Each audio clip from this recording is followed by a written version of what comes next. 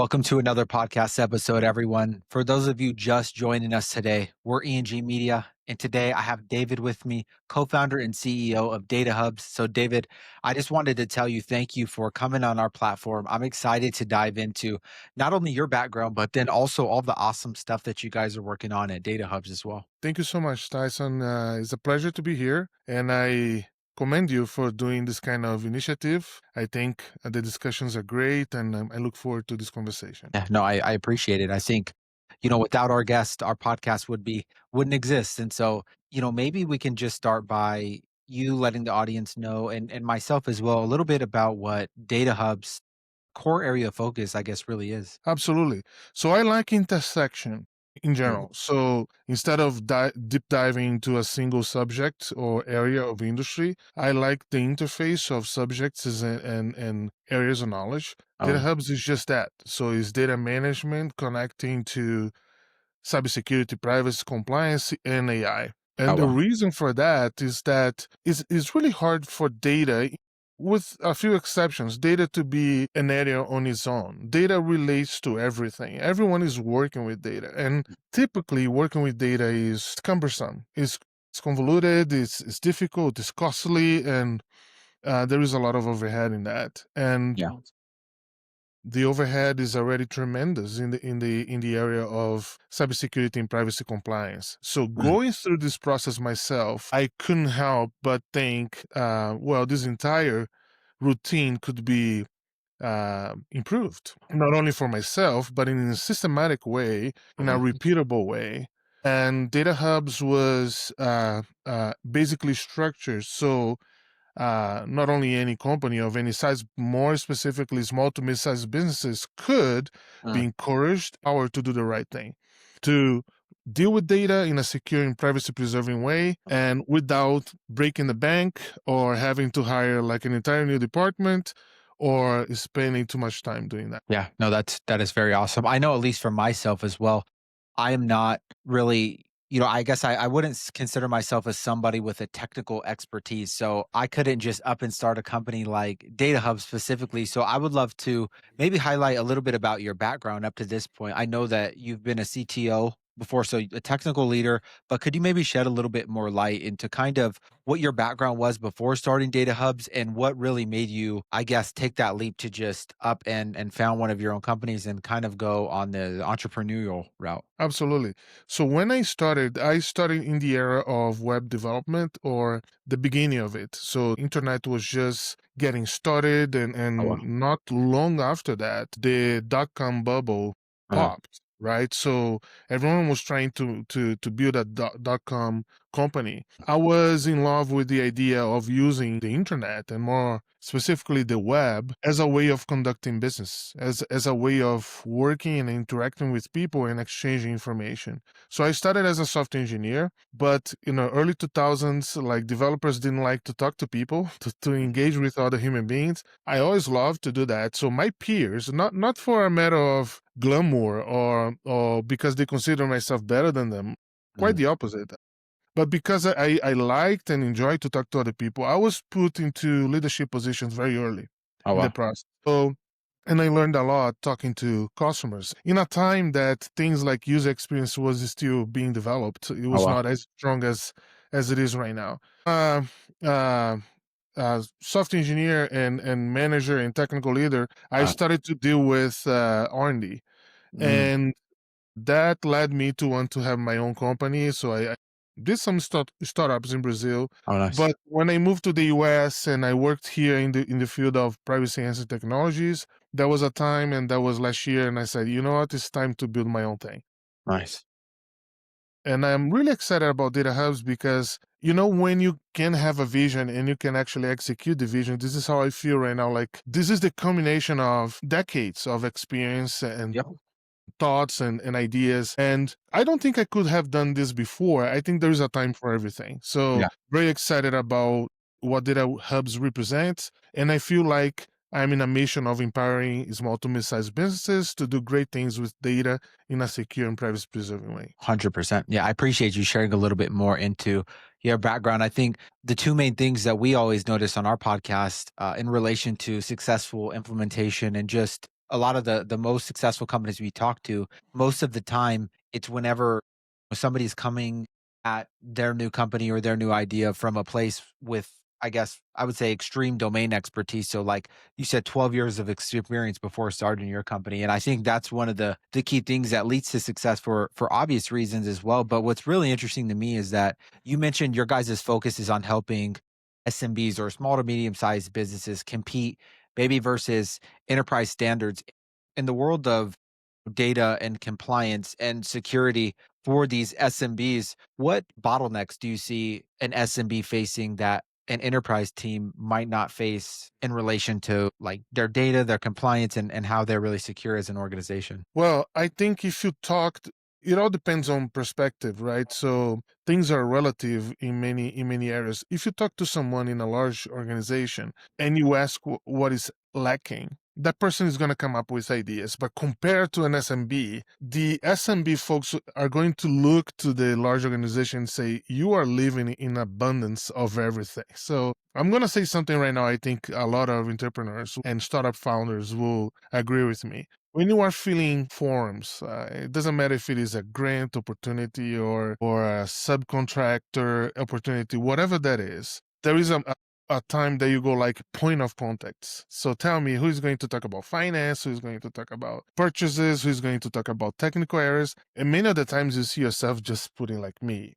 You don't have a lot of people. So you know, almost inevitably wear a lot of hats. So there is a powerful thing that happens when you talk to small companies, when you actually engage with them intentionally, not just trying to get something from them, just try to understand their environment and their Yeah. needs. So when I ask intentional and honest questions, I get answers like they're so valuable. One example, I feel like the tool that I'm using was meant for somebody else. I don't see myself in this tool. I don't see my company in this tool. You see, like they feel like this is for the big ones. This is for the enterprise, the large enterprises. Like it seems that companies like mine were not in the mix when people were designing or building this. I want people to feel the opposite. So the bottleneck is like there is a big barrier of entry.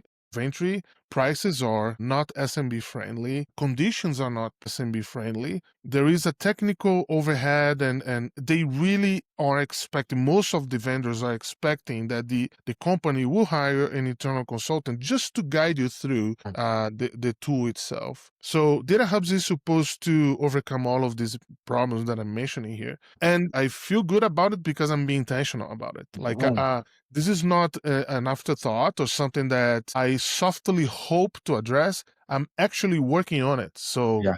things will change. 100%. I can feel your energy too. I know you guys are really solving that problem that's in the market. It's interesting to hear that when you're talking to these SMBs, you're not just trying to sell them. I think that's probably why you're able to identify and help them the most.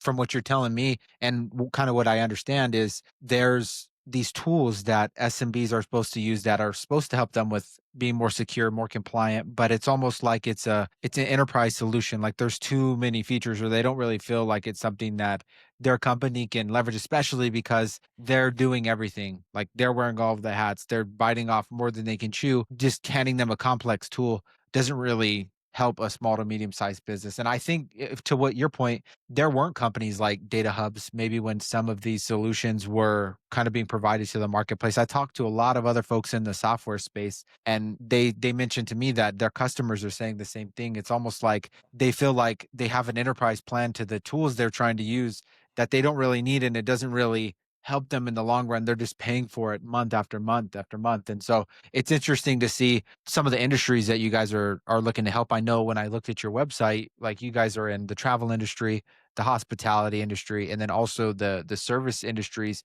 as well. And is there any specific reason, or is that the reason why you chose to focus on those industries specifically because they're the ones kind of with that problem? This is where we started, actually. Mm. But the reality is that anyone working in regulated industries will have to deal with compliance at some point. Oh yeah. But we came to the conclusion that there is no way to avoid that. Let's say that E.N.G is a company that decided, like you came to the idea that compliance is not part of your world and you're not going to pursue that. As Yeah. soon as you start working with a client that needs to deal with compliance, that need is going to affect you. Yep. So there is a transitivity nature of relationship where compliance is going to hit you one way or the other, either Right. directly or indirectly. And the thing that I see when I talk to companies, like if you have a lot of features, like if you are like a 3 decade kind of software, like super old, well established, it's not enough to have a lot of features if the SMB does not need those features. What they're gonna say is these two have a lot of what I don't need. Well, the very few things that I needed, I am not seeing here. So what I'm trying to do, since it's hard to compete with large enterprises, well aware of that, is I'm trying to build the very features to solve the most critical and I would say existential problems that those companies have. Because then I am relevant. Yep. Then I mean something very good for them and I'm associated with their path to success. So this is our strategy. It's not entirely new or groundbreaking, but it's so amazing how efficient it is. Yeah, 100%. I think it's super interesting you mentioned that. It almost reminds me of the 80/20 principle. It's like, what are the 20% of Yes, things I can provide to the market that drive 80% of the results instead of the other way around? And I know as a marketer, it's the same way. Like if what I'm doing isn't making a relevant enough impact on a company's revenue, then we probably shouldn't be doing it because, like you mentioned, it's just such a competitive market that you'll just get commoditized if you're not really, really driving that value into place. And so, I think absolutely. it's. Did you want to add something to that as well? Yeah, very quickly, like Mm, it's if you come up with the 80/20 principle, right? So mm, and say like this is all the things that we have, but the client does not see any value in that. yeah. It is actually a negative perception of it. So Yep. it doesn't I thought that somehow that abundance of features and that demonstration of longevity, like this is how old our company is or how mature our software is, that doesn't really count as something positive. Like Nope. it's almost like you're not listening to me. Mhm. So the client perceives as something negative. So it is interesting how one small detail Yeah. can actually create such a big impact. And the client say, as long as I'm being heard, Yeah. right? So this is very powerful. 100%. I think even to take it another layer further, I know I've been on multiple sales calls before to where, I know that I can help them, but it's almost like your potential customers or the people that you're trying to help, you can say 99 things that are right. And if you say one thing that's wrong, they're like, oh, no, that's not for me. Like we wouldn't be able to do that. And there's an analogy out there where it's somebody trying to sell a weight loss program essentially. They're like, I couldn't do that diet. I don't know, I don't really like carrots. And then, well, if we replaced the carrots with broccoli, would you do it? And they're like, yeah. And then it's like that was the only thing that was going to stop you from going forward with this entire plan that could completely change your set Yes. of circumstances. It's funny to see that in real time, like as you talk to potential customers and folks that you're trying to help. Absolutely. Like it is uh, a journey. Yeah. So if you understand that I can become a partner for this company and provide the one solution that is missing for them right now, it's not going to replace everything. It's not going to solve everything. We are being judicious about selecting what kind of problems we are solving. Yeah. It's truly about choosing our battles. Like Yeah. what is more relevant for you at this very moment. Mm. And if you handle that problem, what happens is that they are going to trust you that what is coming after is Yeah. also going to be solved. 100%. So slowly but surely you build trust. And in this relationship where you need the client but they need you as well, Mm. I think this is only a healthy relationship that Yeah. every company should be nurturing. 100%. And I think if we can get a little tactical here, it will help folks in our audience specifically. And kind of what I'm referring to is what we're talking about right now is almost like making sure that you're relevant and that you're providing a solution. Like I know that you guys leverage agentic AI specifically. And when you're doing that, you're focused on the 20% of things that are going to drive 80% of the results. But I also Yes. talk to a lot of other folks on the podcast that are also selling like the implementation and the creation of AI solutions to enterprise clients, to small to medium sized businesses. I'm sure that when you're talking to potential customers, they're probably almost like naturally there's a negative sentiment towards AI specifically, and they're used to people wasting their time or just providing them a tool. But I know your guys' approach at DataHubs is you're not AI only, providing something that's AI powered specifically to the compliance and to the data solutions. Could you speak to not only why that's important, but really like, I guess, give more insight into how that is your guys' approach? Absolutely. Thank you for bringing that up. That gives me the opportunity to talk about something that I truly care about. So, in addition to everything that we discussed so far, of course, it is I started by saying that we operate in the intersection. So, in the interface of multiple areas and multiple abilities. So, AI is one component, it's not the only component. I don't even know if it is the most important component. It is a key component for sure, but together with data management, together with data analytics, together with advanced orchestration, right? Together with technologies that we are using from decades ago. Like when you embed this in strategic software engineering using advanced tool building techniques, I think this becomes something completely different. I'm going to give you an example. I work within the cybersecurity and privacy compliance field right now. And let's say that I decide for convenience to use like a mainstream AI model, and then I just slap a API in my tool, and then 2 weeks later, my client reads that that particular API was the data from that particular API was leaked, and Mm, now private conversations is being found on Google search, right? If they discover this is what I'm doing, I basically defeated the purpose. yeah, I'm talking about security and privacy and compliance, but the way that I'm delivering my services, it's completely against everything in what I'm saying. So yeah, I'm not leaving what I'm saying. Like it's not just AI. AI is a powerful thing if well implemented and well used, but you need strategies that relate to security, to privacy, to scalability, to reliability. And I'm concerned about all of those things. So it's definitely just not AI. We are very private about everything that we do. So we only use our own models that we either oh, well, fine tune or train from scratch. And this has been for us the correct approach. yeah. And I respect and understand other ideas, but for our particular area, and because we work with security and privacy, there's no other way. 100%. And it's awesome that you guys are creating your own proprietary AI specifically to help your clients. And I know that you are a co-founder at DataHub specifically, and I'm sure that you probably have a really talented team in order to because essentially what you guys are doing is you're democratizing compliance for SMBs. And so you're making it affordable solutions through leveraging agentic AI and through leveraging automation that still gets the job done and it's not like a waste of time for them to implement. But could you maybe speak to some of the talented folks on your team and how they help you contribute to the overall mission at Data Hubs? Absolutely. So I work with a small team, but a powerful one, like Mm, an audacious one. And we know each other for many years. We had the ama- opportunity to work together in other circumstances. So as of right, I know that when the company grows and then you have to take different approaches, but right now it really needed to be this way. Like people that you in Brazil, we say that you only know someone after eating at least 1 pound of salt with that person. What that yeah, means is,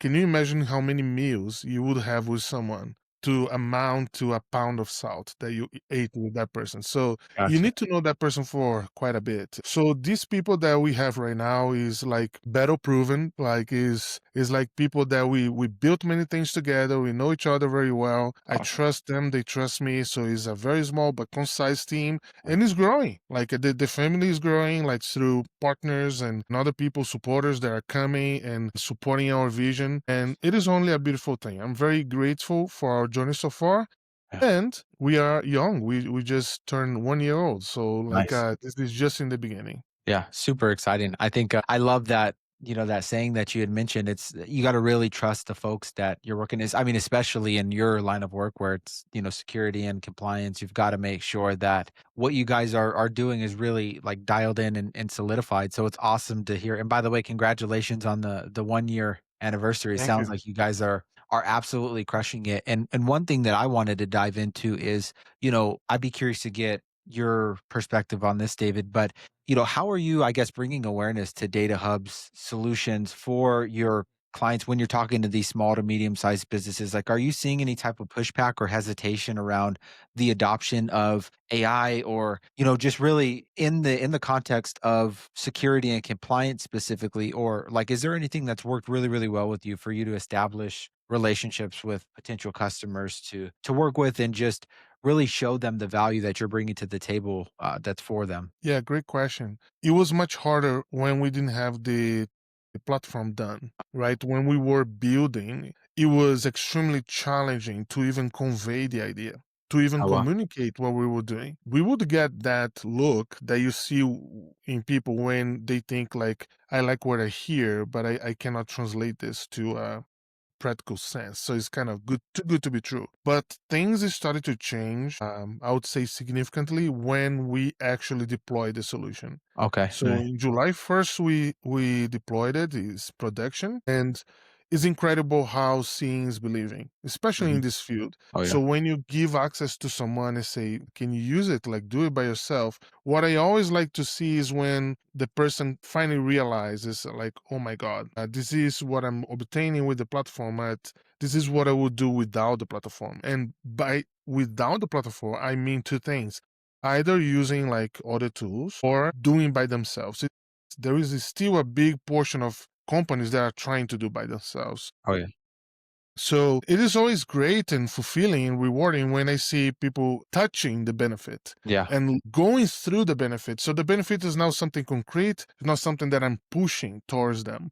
yeah. So I think the more they get in contact with my solution, the easier it is for communicating. And I would say this is the major switch that I see from when we started to now. I love that. I appreciate you sharing that background. And I think that one thing that I've noticed from talking to, SMBs as well, and from what some of our podcast guests say is that a lot of the times people have a binary outlook on something like, yes, I've used agentic AI, or no, I haven't. And so it's almost like they're making an assumption that your guys' AI could be similar to other agentic AI tools that they've tried in the past. Once you're able to actually roll out that platform, they could see a lot of the fine tuning that you did to the LLM models and how that specifically relates back to their business workflows for their size of a company. And so it's cool to see everything come in full circle and them actually be able to absorb the value that you were talking about all along, but now that the tool is actually built, like they can see it in real time. Absolutely.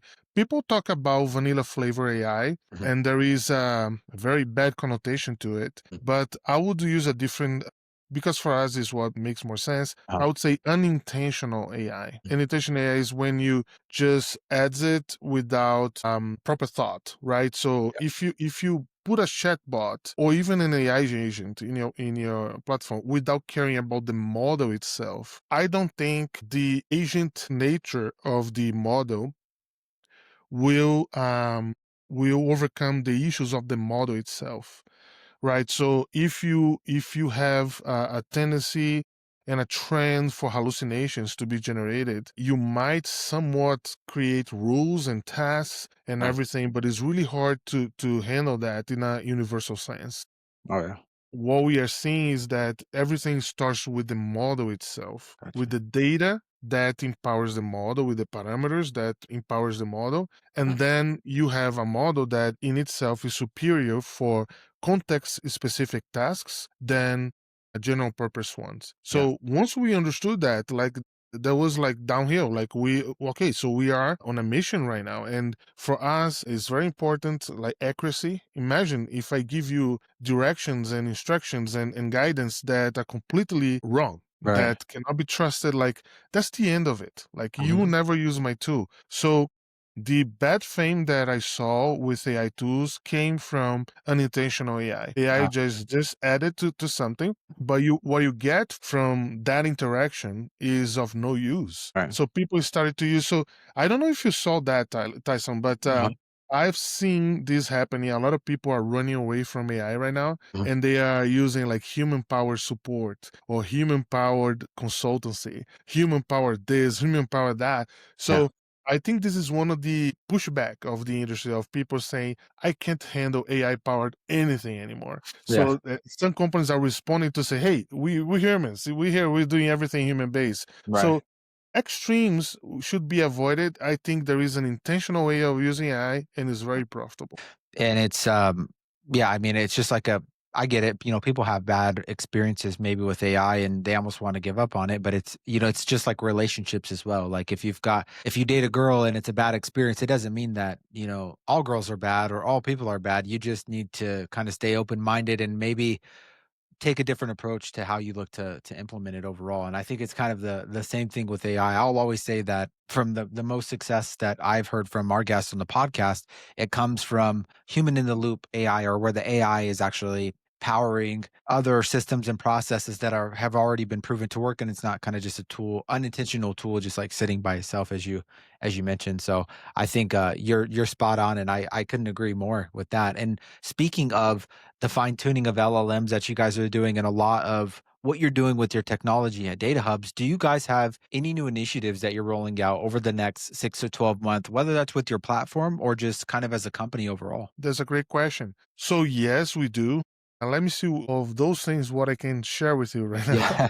So right now, if you look at our platform at this very moment, we have two major pillars. One is compliance preparation. So all the tasks and routines that help an organization to get ready for compliance, mostly document preparation and instructions for getting compliance ready. But Nice. there is also the support that we give for implementation, tracking all the trails and making sure that we help you to provide evidence and that evidence is auditable Mm, for compliance check. So, but we identified, so this is what basically is coming next. We identify a series of things that allow you or at least help you substantially to be productive while counting that towards compliance. mm, So we believe that productivity in its core can be improved and we can encourage people in their day-to-day lives and work to work in a way that is more secure mm. and that is privacy preserving. That involves adding new tech to Yeah. your life, and we are seeing ways of doing that in a smooth way. Oh, So wow. you are not, receive that punch in the face with the overhead or with a total decrease in speed. So if working for your working experience is compromised severely just because you're being more responsible, people tend to avoid that security, to avoid that responsibility. Yeah. Just, I want to do my work fast. I don't want to do in 2 hours what I would do in 15 minutes. So we are researching and developing ways to add more security to your daily work, to Yeah. add more privacy, and to count that towards compliance without ruining your work, your user experience, basically. Yeah. So No. more to that soon. 100%. I think that is awesome. It's almost like you guys are out there collecting the data overall to be just at the end of the day provide more value to your customers. And so I love that. And another question that I always love to ask folks, because you've it really sounds like you guys have the technology side of things, really dialed in overall, and like a very strategic vision, moving forward ahead. And one of my questions is, let's just say like you could wave a magic wand and maybe you could solve one thing in the business right now, whether it's something with your platform, just from you being a CEO, like running the team, or just in the business in general. Like, if you could wave a magic wand and solve one thing, do you know maybe what that one thing would be? Excellent question. Let me be humble here and say I don't Yeah. know if I know, but I do have some ideas. Just a little bit of context. Our very first client came to us and he started to be very vocal about convenience. I would love to have this, I would love to have that. Mm, That very first client was not talking about specific features, but in terms of results, in mm, terms of final outcome. That reminded me that if you let us engineers and product developers in a room by ourselves, we are going to have plenty of ideas, mhm, right? So we are going to come up with hundreds if not thousands of ideas. That doesn't necessarily mean those are the ideas of the client would like to see in the tool. So I'm saying this to be very vocal about, it's not that the client is telling us what to do in terms of what to build. The client is totally affecting the priority list. Totally. Wow. We have a roadmap and we build things, but we subject that in terms of sequence and validation to the client. So if the client sees a benefit in that and sees the problem being solved, then we are going to add that. So we Nice. have a roadmap, I would say, that could easily span over 2 years right now, Mhm. which is a lot, by the way, because a lot of things can happen in 2 years. But that roadmap is 100% subject to what the client is going to give us in terms of feedback and Nice. validation. So we have like constant meetings with our clients almost daily, to be honest, Nice. because we are so early stage. So we collect that information with them. Some of the ideas that we have don't materialize. We Mhm. go like, oh, okay, so maybe this is not important. But some of the other ideas we go like, okay, that's not only important, but it should be the priority right now. Gotcha. So moving forward, we want to increase this base, Mhm. which is now somewhat small, but we want to increase the space and broaden this conversation Yeah. so we can get a more representative sample of what the industry is and what the industry needs. And it's so good to see such a rich database being formed Yeah. about what is the profile of people that needs compliance, what are the typical pain points that they face, and what has been demonstrated so far that the solution is. Yeah. And I think this is part of our value proposition to know all of this and to organize this information. 100%. I appreciate you being so transparent about all of that information. I think from a lot of technical based founders that I've spoke to who are running tech teams, it's almost like that client feedback and making sure you're building something that's directly tied into your customer and keeping that as the main focus usually is one of the most important things. I'd agree. I think if that is solved and that is always in place, everything else will kind of just fall into place because at that point you're basically assuring yourself that you're always providing a valuable solution and you're always focused on solving their problem instead of just building another tool or like having that kind of perspective. So I appreciate you sharing that as well, David. But outside of DataHub's website, I wanted to give the audience a place where they can go and connect and they can learn more about your company. Would you say that maybe LinkedIn is the best social media platform for the audience to go and kind of learn about what you guys are working on? Absolutely. LinkedIn, like you can find me at David William Silva. I do write about AI. It's not just work related, it's AI as in general. Nice. So davidwsilva.substack.com. And in these two social media, like you can find everything else. Yeah. I think it's interesting the insights that you could share about AI in relation to compliance and security. I think we talk to a lot of folks that are in regulated industries like healthcare, financial services. And so it'll be interesting to see. And I know I'll be following along as well, some of the content that you'll be coming out with in the near future. Absolutely. Thank you so much. Like, there'll be some interesting things coming up soon, and Nice. I hope to share those as they come. Yeah. But I'm happy to have this conversation with you, Tyson, and I appreciate that you have this initiative. Yeah, no, absolutely. And if there's anybody in the audience that has a question for David, whether it's very, maybe it's about regulated industries or it's about clients and or compliance and security, or even if it's just about AI in general, feel free to comment on this video when you see it on YouTube or if you come across our post on LinkedIn. David and I will try to get back to you. But depending on the feedback, David, I'd love to bring you back on the podcast to maybe talk about what DataHubs is up to in 6 to 12 months from now, and just kind of give everybody an update and just into the impact that you guys are making. That'll be amazing. We learn everything new every day. Yeah, So anytime in the future, hopefully we are gonna have new things to share. awesome.